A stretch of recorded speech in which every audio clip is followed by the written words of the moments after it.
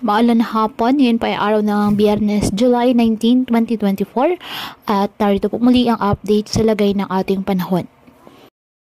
Binaha po ang maraming lugar sa iba't ibang bahagi ng ating bansa dahil sa malakas na ulan na dulot ng low pressure area at habagat. Kabilang po sa mga naapektuhan ang Romblon at Oriental Mindoro. Sa kasalukuyan, dalawang low pressure area ang minomonitor sa loob po ng ating PAR. Una na dito ang nasa bahagi ng west-southwest ng Calapan City, Oriental Mindoro. Ang nasabing LPA, kumikilos na ito papalayo ng ating Philippine landmass. Ngunit patuloy po nito na hinahatak pa rin ang nasabing habagat. Ang isang low pressure area naman nasa loob din po ng ating PAR sa location na east of Eastern Visayas.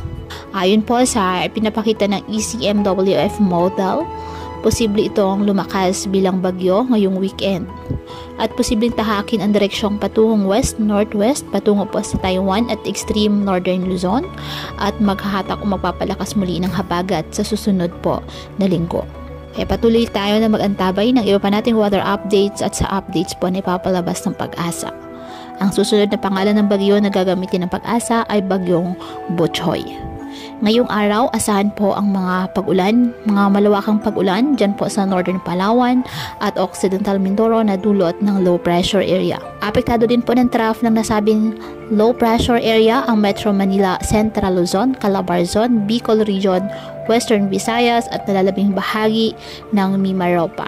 Ang Mindanao at nalalabing bahagi ng Visayas, asahan din po ang maulap na kalangitan na may kalat-kalat na pag-ulan at thunderstorms dahil po sa habagat. Ang nalalabing bahagi ng Luzon ay apektado po ng mga localized thunderstorms kaya asahan pa rin ang pulo-pulo at dagli ang mga buhos ng ulan. Kaya patuloy po natin na pinag-iingat ang ating mga kababayan sa banta po ng mga pagbaha at pagguho ng lupa, lalo na po kapag may malalakas na ulan at ugaliin na magdala palagi ng payong o kahit anumang panangga sa ulan sa tuwing lalabas po ng ating mga tahanan.